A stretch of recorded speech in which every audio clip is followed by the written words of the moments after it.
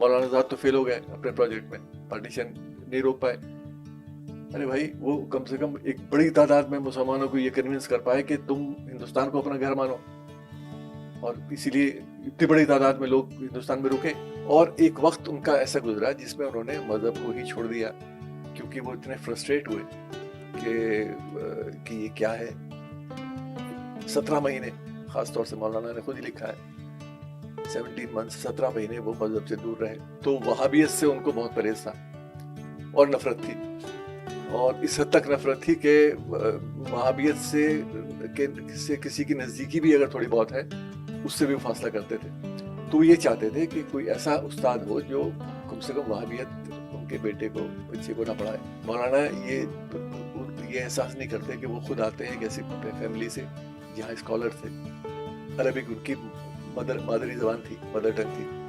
عام مسلمان کی زبان عربک نہیں ہے, نہ ہندوستان میں نہ ہندوستان کے باہر. کہ مولانا صرف ایجوکیشن کے منسٹر نہیں تھے, مولانا minister of science, minister of culture, minister of education, 3 ministry تھی ان کے پاس. یہ تو ڈویژن تو منسٹریز کے بعد میں ہوا.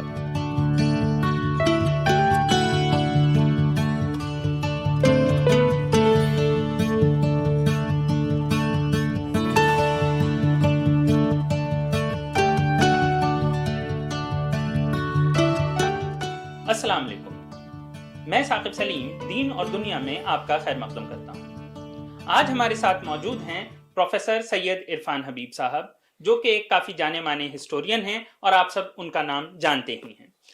آج ہم بات کریں گے مولانا ابوالکلام آزاد کے بارے میں اور ان کے نظریہ جو کہ نیشنلزم, سیکولرزم اور ہندوستان کی پالیٹکس, ٹیکنالوجی, ایجوکیشن باقی سب پر رہا ہے. سید عرفان حبیب صاحب نے کتاب بھی لکھی ہے مولانا آزاد پر. باقی سب کتابوں کے علاوہ ان کی ایک کتاب ہے جو کہ مولانا آزاد پر ہے, اور سب سے پہلے میں ان کا شکریہ ادا کروں گا کہ وہ ہمارے پوڈ کاسٹ پر آئے. شکریہ سر. سر سب سے پہلے میں اس پر جانا چاہوں گا کہ مولانا آزاد کی جب بات ہوتی ہے تو وہ ایک مولانا ہیں, وہ دین کے ماہر تھے, اس کے ساتھ وہ بھارت کے ایجوکیشن منسٹر بھی رہے, بھارت کی آزادی کے وقت کانگریس کے پریزیڈنٹ بھی رہے. تو ان کو جب ہم دیکھتے ہیں تو جو ہمارا ٹاپک ہی ہے دین اور دنیا, اس کو ساتھ میں لے کر چلنے والا سب سے شاید نایاب نمونہ وہی ہیں.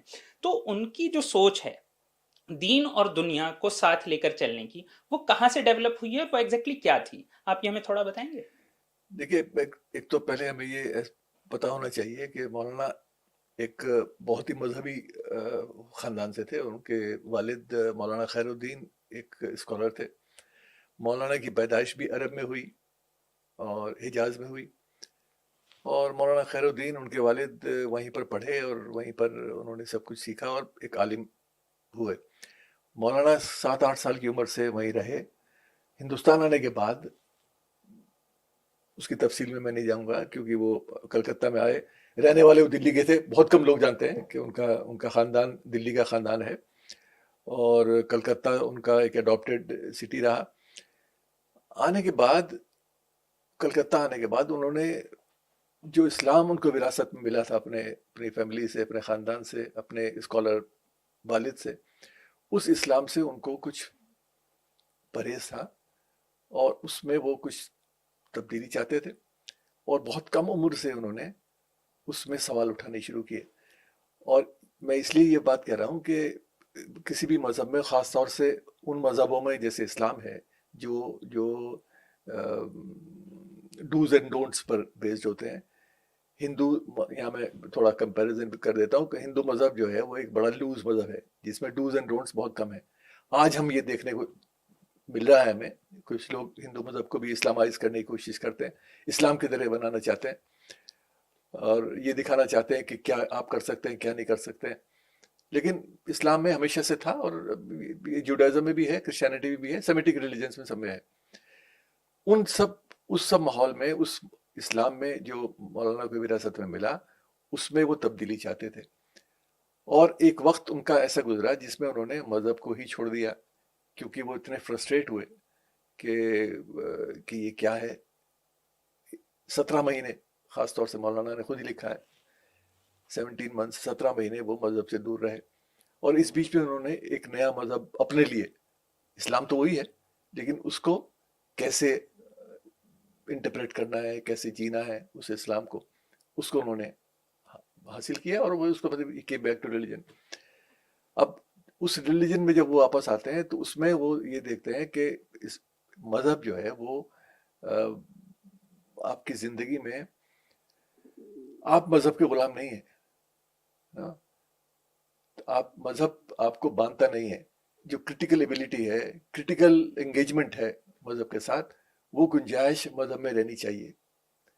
اگر وہ گنجائش رہے گی تب آپ مذہب کے اندر دین کو بھی شامل کر سکتے ہیں, مذہب تو ہے ہی, دین اور دنیا دونوں شامل ہو سکتی ہیں اگر کرٹیکل. آپ نے ایک بات کہی ابھی کہ مولانا آزاد نے خود اپنی زندگی میں کافی کم عمر میں, شاید یہ تب تک 15-16 سال کے بھی نہیں تھے, تو انہوں نے اسی زمانے میں یہ دیکھا کہ اسلام میں کیا ہے کیا نہیں ہے, اور اسے کرٹیکلی ایگزامائن کیا. عام طور پہ دیکھا جاتا ہے کہ مسلمان یہ مانتے نہیں ہیں کہ اسلام کو کرٹیکلی ایگزامائن کیا جا سکتا ہے.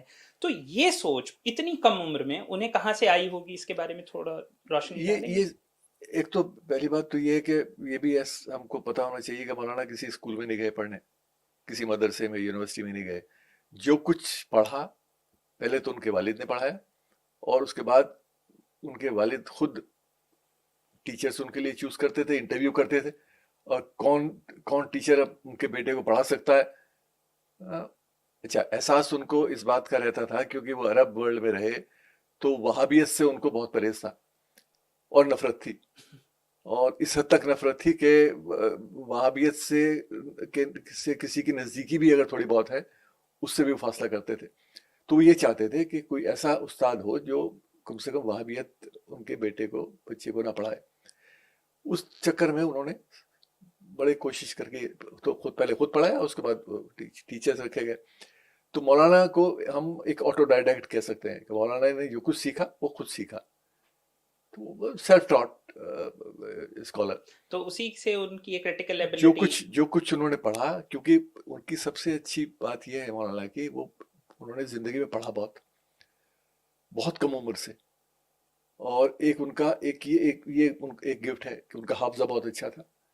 ان کا حافظہ بہت اچھا تھا, لیکن اب اتنا کرٹیکل ہو کر, جبکہ وہ کھلے عام یہ بات انہوں نے خود ایڈمٹ کی ہوئی ہیں کہ میں اتنے دن اسلام سے بھی دور رہا, اور میں نے ایک چیز سوچی, یہ ہے وہ ہے. لیکن اس سب کے باوجود اگر آپ دیکھیں تو اسلامک ورلڈ میں جو علماء تھے, علماء کلاس کی جو اوپر کی سطح ہے, تو آپ دیکھتے ہیں کہ وہ لوگ ان کی بڑی عزت کرتے تھے, یہاں تک کہ جمعیت علماء کا انہیں صدر بھی ایک بار بنایا گیا. اس کے علاوہ آپ دیکھتے ہیں مولانا محمود کے ہمیں ریکارڈز ملتے ہیں, عبید اللہ سندھی تھے, یا پھر کفایت اللہ, یا پھر مولوی احمد سعید, تو یہ لوگ بڑی عزت کرتے تھے. اور آج کے دور میں اگر ہم نارمل مسلم سے بات کریں تو انہیں بڑا عجیب لگے گا ایک آدمی جو یہ کہے کہ میں تو اسلام سے بھی دور ہو گیا تھا. تو ایسے آدمی کی وہ لوگ عزت کرتے تھے. کیا یہ ہمیں یہ بتاتا ہے کہ پہلے جو علماء تھے وہ زیادہ ایڈجسٹنگ تھے؟ بالکل بالکل بالکل. تو اس کے بارے میں تھوڑا سا آپ دیکھیں, ایسا ہے یہ آج کا جو دنیا ہے, صرف اسلام نہیں, یہ چینج آیا ہے دنیا کے سب مذہبوں میں, کہ اس میں آپ جو اسپریچول کنٹینٹ ہے مذہب کا وہ چاہے غائب ہو گیا ہو, لیکن پولیٹیکل کنٹینٹ اور میٹیریلزم یہ دنیاوی چیز ہے. کیوں مذہب تو ایک کا تو مین جو اس کا سورس ہے وہ تو اسپریچول کنٹینٹ ہے جو آپ کو.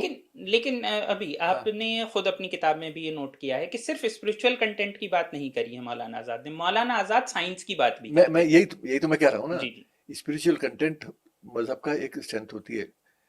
آج جو ہو رہا ہے اس میں اسپریچول کنٹینٹ تو ٹوٹلی غائب ہو گیا, اب ہے پولیٹیکل کنٹینٹ ہے. یہ صرف اسلام کی بات نہیں ہے, کرسچینٹی آپ دیکھ لیجیے ورلڈ اوور, آپ ہندو مذہب کو دیکھ لیجیے ہمارے ملک میں کیا ہو رہا ہے, دھرم کے ساتھ آپ کس طرح سے کھیل کر رہے ہیں, اور جوڈائزم بھی یہی ہو رہا ہے. تو بات یہ ہے کہ مولانا نے اس پیریڈ میں جو کیا, یا اس پیریڈ کے جو اسلامک اسکالرس ہیں مولانا کے علاوہ, وہ سب لوگ ایک تو بڑے اسکالرلی لوگ تھے, اسکالر ان دا سینس کہ وہ مذہب کو پڑھتے تھے. دیکھیے, میں اکثر کہتا بھی ہوں کہ حافظ اور عالم دو میں آپ فرق کرنا سیکھیں. حافظ کا احترام کرنا اور عالم کا احترام کرنا, ان دونوں میں فرق ہے. حافظ وہ ہوتا ہے جو حفظ کرتا ہے, جو سمجھتا نہیں ہے. اسلام میں خاص طور سے اندھے حافظ جی, ارے بھائی جو اندھا ہے وہ عقل سے بھی مطلب وہ بیچارہ آنکھ اس کی نہیں ہے، آپ اس کا احترام کریے، کوئی بات نہیں، لیکن اس نے جو پڑھا ہے، جو رٹا ہے، اس کو سمجھا بھی ہے کہ نہیں سمجھا؟ افسوس یہ ہے کہ اسلام میں بڑی تعداد میں لوگ یہ میں مولانا نے ایکچولی میں نے کتاب میں بھی اس بات کو اٹھایا کہ مولانا نے یہ سوال اٹھائے بار بار کہ صاحب مسلمان کو مذہب کو سمجھنا چاہیے، اس قرآن سے سبق لینا چاہیے. وہ یہ بھول جاتے ہیں کہ عام مسلمان، آپ وہ I have written this critically کہ مولانا یہ احساس نہیں کرتے کہ وہ خود آتے ہیں ایک ایسی فیملی سے جہاں اسکالر تھے، عربک ان کی مادری زبان تھی، مدر ٹنگ تھی. عام مسلمان کی زبان عربک نہیں ہے، نہ ہندوستان میں نہ ہندوستان کے باہر. قرآن عربک میں ہے. یہ ایک ٹریڈیشن رہی ہے کہ ورنیکولرائزیشن اس قرآن کا نہ ہو، ترجمے نہیں ہوئے، جو ہوئے بھی ہیں تو وہ ان کا احترام اتنا نہیں ہے جتنا کہ عربی میں پڑھنے کا احترام ہے. جو مسلمان قرآن پڑھتا ہے، ہر فیملی میں قرآن پڑھایا جاتا ہے بچوں کو، لیکن قرآن پڑھانے کا مطلب صرف یہ ہوتا ہے کہ آپ قرآن کو پڑھ کے پارے گن کے آپ ختم کر دیں. اب پڑھنے کے بعد کیا سمجھا، قرآن میں کیا ہے؟ نہیں دیکھیے، مولانا آزاد نے سمجھا، یہ تو ہم سب کو پتہ ہے. انہوں نے قرآن کی ایک پوری کمنٹری بھی لکھی ہے. اب جیسے ہم ان کو دیکھتے ہیں تو ان کا ایک نظریہ ہے، وہ نظریہ جو کہ دنیا کو لے کر ہے، جس میں سب سے پہلی بات میں نے جیسے ابھی ذکر کیا، آپ نے بھی جس کا ذکر کیا ہے، ان کا ایک سائنس کو لے کر نظریہ ہے. ہاں سائنس کو لے کر ان کا نظریہ کیا ہے؟ آپ اس کے بارے میں کچھ سائنس کے بارے میں انہوں نے یہ کہا، وہ ایک تو یہ آپ کو دھیان میں رکھنا چاہیے کہ جب مولانا سائنس کی بات کرتے ہیں یا ماڈرنزم کی بات کرتے ہیں، ماڈرنزم کا سائنس تو اس پیکج کا حصہ ہے، ماڈرنٹی کا حصہ ہے، science is one of the packages. تو جب وہ سائنس کی بات کرتے ہیں تو وہ یہ سر سید کو فالو کرتے ہیں، کیونکہ سر سید سے بہت زیادہ امپریس تھے.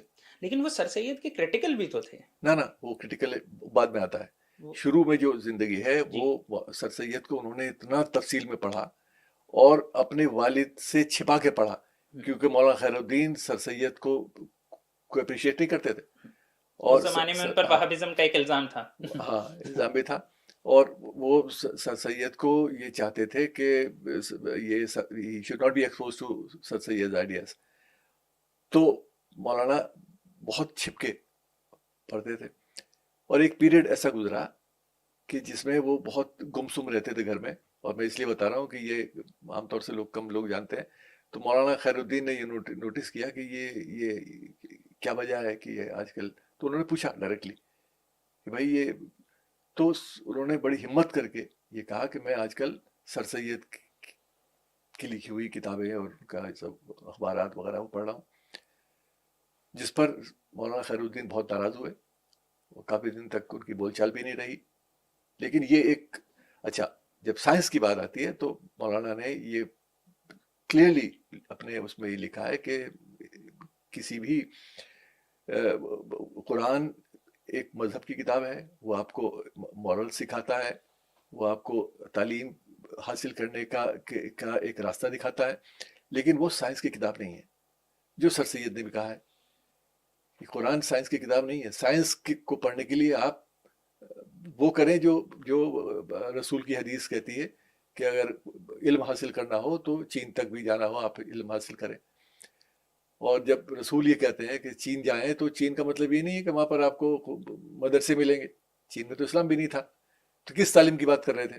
تو مولانا آزاد یہ کہہ رہے تھے کہ لوگوں کو سائنس پڑھنی چاہیے اور قرآن سے ہٹ کے. قرآن صرف آپ کو انسپائر کرتا ہے تعلیم حاصل کرنے کی. لیکن ابھی آپ نے ایک بات کہی کہ سر سید سے وہ بہت زیادہ متاثر تھے، بہت زیادہ ان سے امپریس تھے، جس کی وجہ سے ان کی ایک سائنٹیفک اپروچ پیدا ہوئی شروعات میں. یہ آپ نے لکھا بھی ہے. لیکن اس کے بعد ہم یہ بھی دیکھتے ہیں کہ سر سید کے وہ بہت زیادہ کریٹیکل ہو گئے تھے، اور سر سید ہی نہیں پورے علی گڑھ موومنٹ کے ہی کریٹیکل ہو گئے تھے. تو وہ کس وجہ سے ہوا؟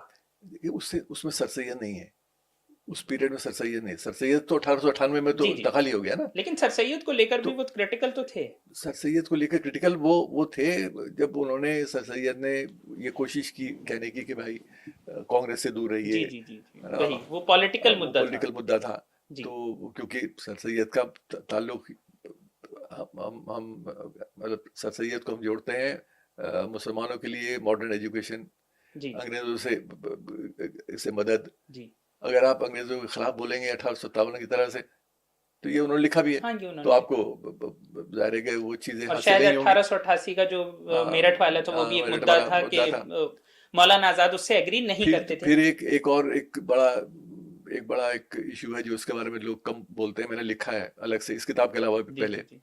कि 1870s में एक सर सैयद ने उर्दू यूनिवर्सिटी का एक प्रपोजल दिया था ब्रिटिश सरकार को, जिसकी मुखालफत एक बड़े तबके ने बनारस में, जो देवनागरी की बात करते थे उस दिनों में, कि देवनागरी खुद एक जबान थी जो उस वक्त उभर के आ रही थी, तो हिंदी जिसको हम कहते हैं, तो उसमें भारतेंदु हरिश्चंद्र और बहुत सारे राजा शिव प्रसाद वगैरह ये सब लोग थे।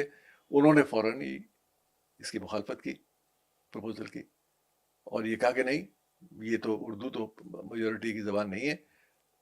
अब सर सैयद के लिए शौक था, क्योंकि सर सैयद ने जब अलीगढ़ साइंटिफिक सोसाइटी बनाई 1864-62 में, तो उस वक्त उसमें वो पूरा प्लेटफॉर्म जमींदारों का, पढ़े लिखे अशराफ का प्लेटफॉर्म था, अलीगढ़ साइंटिफिक सोसाइटी, जिसमें हिंदू भी थे, मुसलमान भी थे।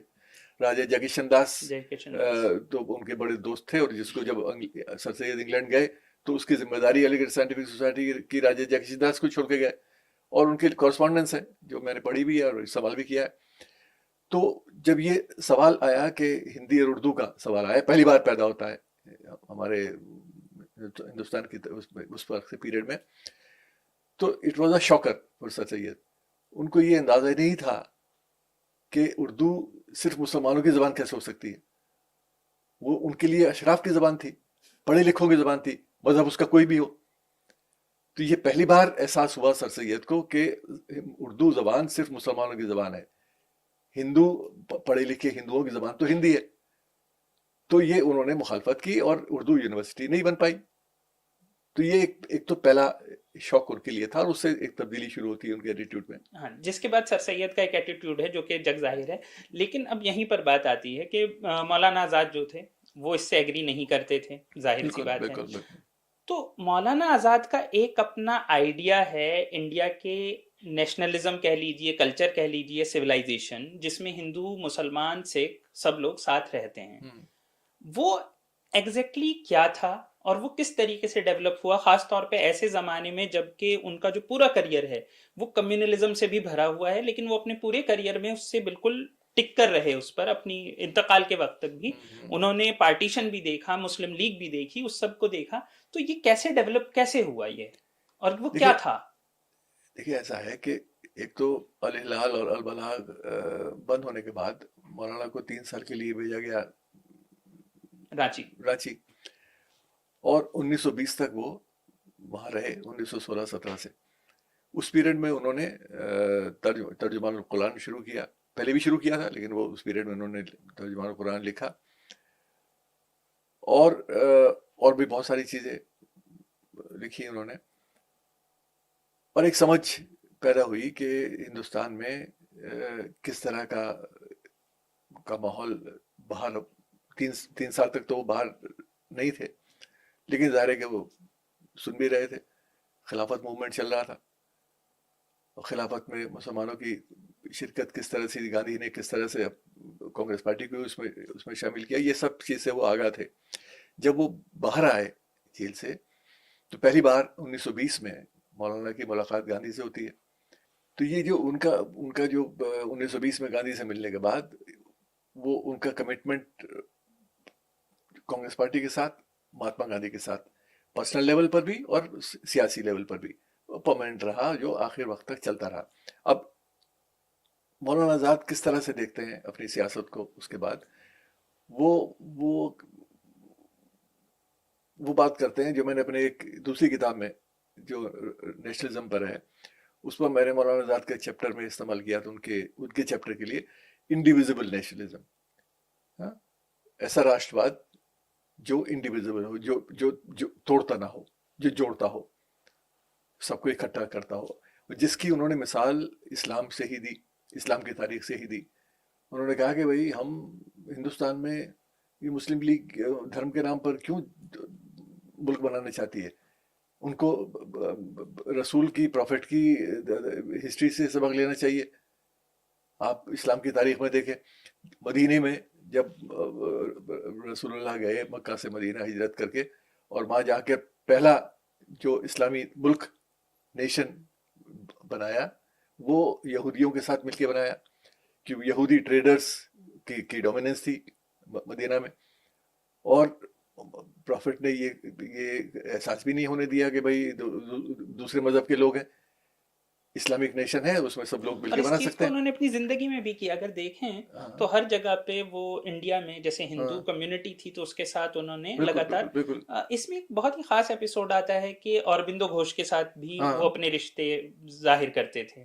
تو اور جبکہ ایک عام سمجھ یہ ہے کہ اوربندو گھوش جو تھے رائٹ ونگ مانے جاتے ہیں ہندوازم کا بھی آج کے ٹائم میں, تو ایسے ہی انہیں دیکھا جاتا ہے. تو یہ کس طریقے سے وہ اسے خود کیسے دیکھتے تھے؟ مطلب اس چیز کو لوگ عام طور پہ آئیڈیالوجیکل اپوزیشن مانتے ہیں, اسے وہ کیسے دیکھتے تھے؟ انہوں نے کبھی دیکھیے مولانا, پہلی بات تو اوربندو کے بارے میں بھی یہ غلط اوپینین ہے کیونکہ میں نے لکھا بھی ہے اس بارے میں. ریلیجس نیشنلزم کی جب بات ہوتی ہے اور وہ فیز جہاں دھرم ریلیجن بیسڈ نیشنلزم کی بات کی جا رہی ہے اس میں 3-4 لوگ پرومیننٹ تھے, بال گنگادھر تلک, لالا لاجپت رائے, بپن چندر پال اور اوربندو.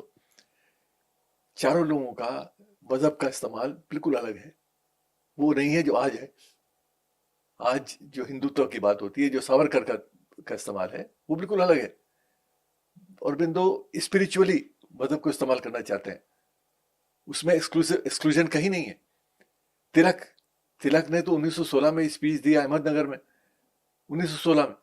اب وہ کہتے ہیں صاحب وہ اسپیچ ہے ایلیننس پر, ہو از این ایلین, غیر کون ہے ہمارے ملک میں. اور وہ کہتے ہیں کہ میں مسلمانوں کو غیر نہیں مانتا, انگریز غیر ہیں, کیونکہ انگریزوں کا انٹرسٹ ہمارے دیش کے انٹرسٹ سے نہیں جڑا ہے. وہ یہاں سے جو کماتے ہیں وہ انگلینڈ لے جاتے ہیں, مسلمان جو آیا یہیں رہ گیا, تو جو کماتا ہے وہ ہندوستان کے لیے کماتا ہے.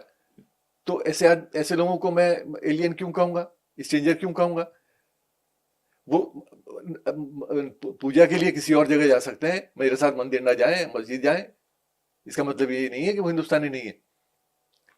سو دھرم جو ہے کسی کو ہندوستانی پہچان کا, آئیڈینٹیفیکیشن کا ذریعہ نہیں ہو سکتا. تو یہ تلک کہتے ہیں.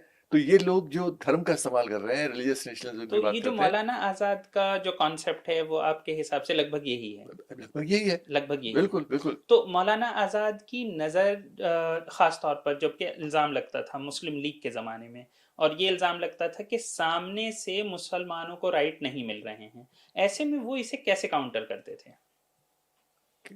خاص طور پہ جیسے آپ دیکھتے ہیں کہ مسلم لیگ اپنے وقت میں 1938 کے بعد یہ الزام لگاتی تھی کہ کانگریس جو ہے وہ ایک ہندو پارٹی ہے جو کہ مسلمانوں کے خلاف کام کر رہی ہے, تب بھی مسلمانوں کو ہندوز کے ساتھ یونائٹڈ رہنا چاہیے. یہ آرگیومنٹ مولانا کیسے دے رہے تھے؟ نہیں, مولانا آزاد کے پاس آرگیومنٹ کیا تھا؟ آرگیومنٹ یہ ہے, دیکھیے اس پیریڈ میں اگر آپ دیکھیں مسلم لیگ کن لوگوں کی پارٹی ہے؟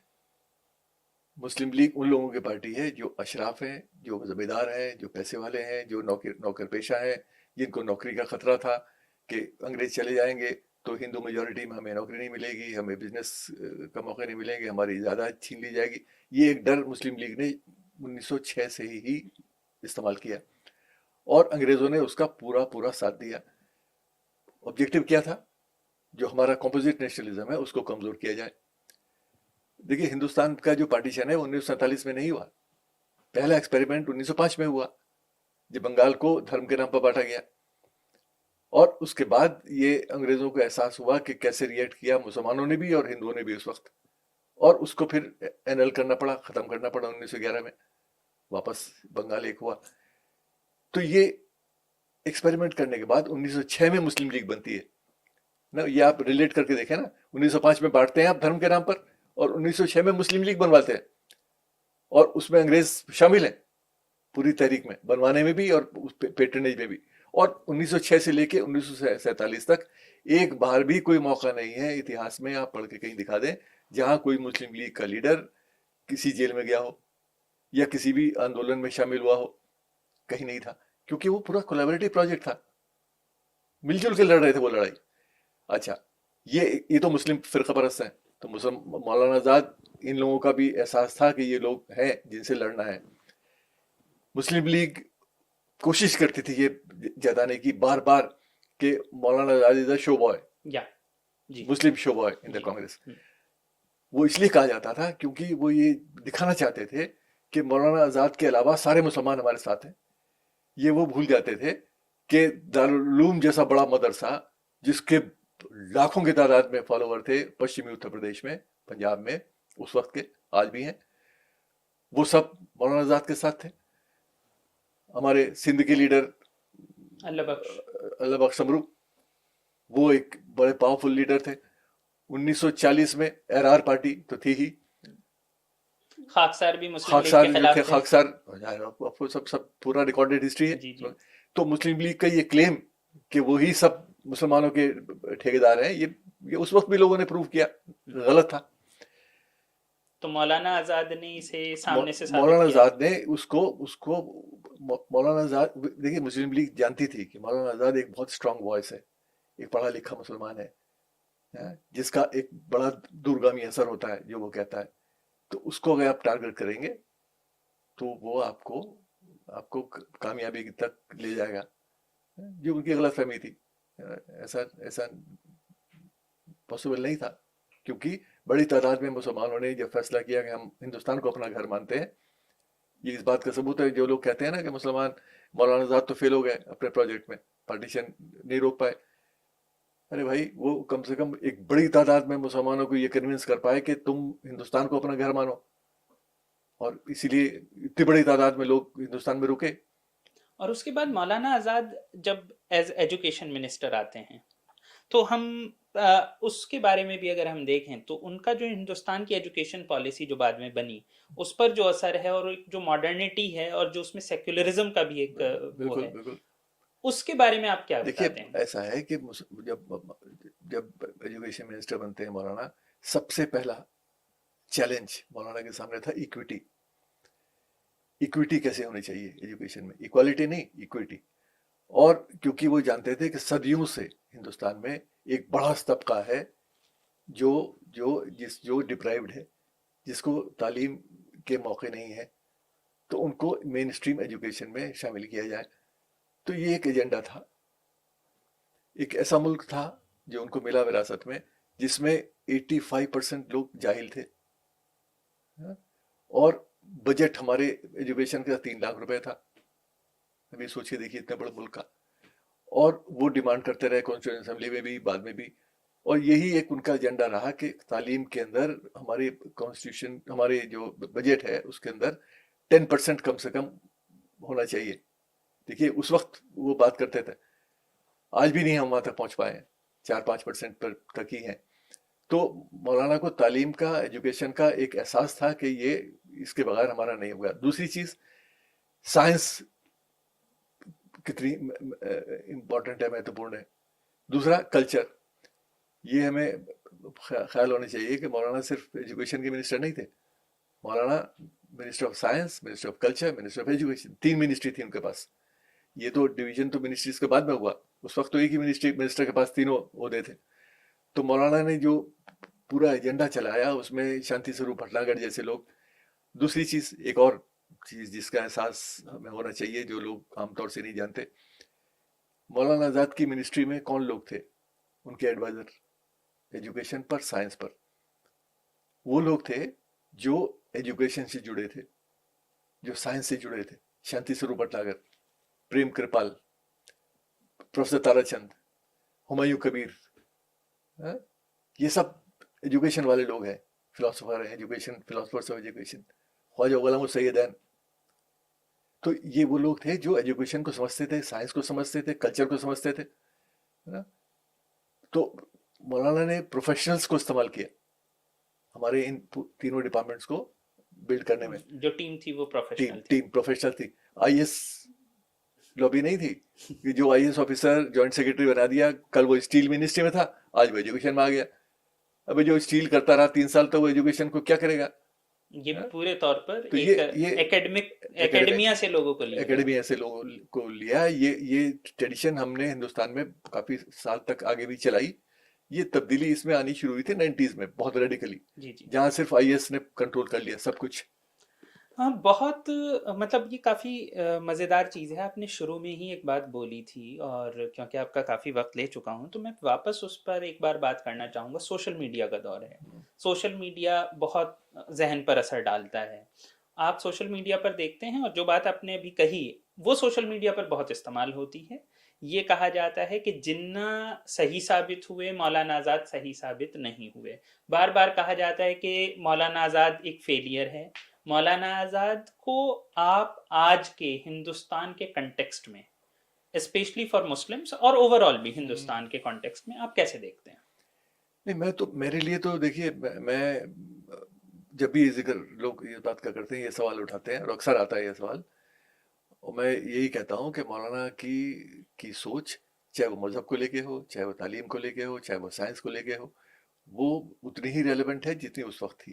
اس لیے کیونکہ مولانا ایک تو انٹیگریٹڈ انڈیا کی بات کرتے تھے، اور میں نہیں سمجھتا ہوں کہ مولانا واز اے فیلئر یا مولانا فیلڈ.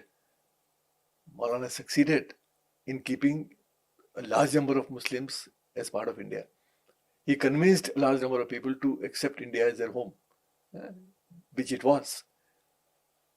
پاکستان میں لوگ کم گئے، ہندوستان میں زیادہ رہے اس وقت بھی. تو یہ تو مولانا کی کیمپین کی سکسیس تھی کہ لوگوں نے ان کی بات کو مانا اور رہے، باوجود اس کے کہ ان کی زندگی کو اتنے خطرے تھے. دیکھیے، آپ بھی اسی علاقے کے ہیں جہاں سے میں آتا ہوں. اتر پردیش کی پاپولیشن 19% مسلم پاپولیشن ہے. ویسٹرن اتر پردیش کی پاپولیشن 26% ہے آج. اور یہ وہ پارٹ ہے جو سب سے زیادہ افیکٹڈ تھا، پنجاب سے جڑا تھا، پنجاب ہریانہ بعد میں بنا، پنجابی تھا سارا، جہاں میکسیمم وائلنس تھی، جہاں میکسیمم ڈر تھا. اس کے باوجود گاؤں دیہات میں، قصبوں میں لوگ رہے، آج تک باقی ہیں. آج تک اس لیے باقی ہیں کیونکہ ان کے آباء و اجداد، ان کی فیملیز یہاں رہیں. تو اس خطرے کے باوجود انہوں نے یہ فیصلہ کیا کہ ہندوستان کو وہ ہم اپنا گھر مانیں، اور وہ یہاں رہے. اور وہ مولانا آزاد جیسے لوگوں کا ہی اثر ہے، دارالعلوم کا اثر ہے. تو یعنی کہ آپ کہہ رہے ہیں کہ مولانا آزاد سکسیس بھی تھے، بالکل وہ سکسیڈ ہوئے، وہ اپنے اس میں کامیاب ہوئے. خیر، آپ کا بہت سارا وقت لے لیا. جاتے جاتے ایک سوال آپ سے کریں گے. ہمارے شو کا نام ہے دین اور دنیا، تو یہ سوال جائز بنتا ہے، آپ اپنی زندگی میں دین اور دنیا کو کیسے دیکھتے ہیں، انہیں ساتھ لے کر چلنے کو لے کر؟ دیکھیے، میں آنیسٹلی آپ کہیں تو میرا دین سے تعلق تو بہت کم ہے. میں دنیا سے تعلق میرا زیادہ ہے. اور دین کا، میں جن کا دین سے تعلق ہے ان کو میں یہی مشورہ دیتا ہوں کہ اپنی زندگی میں بیلنس قائم رکھنے کی کوشش کریں. دنیا اور دین کو میں بیلنس رکھیں. دین حاوی نہیں ہونا چاہیے آپ کی دنیاوی زندگی پر.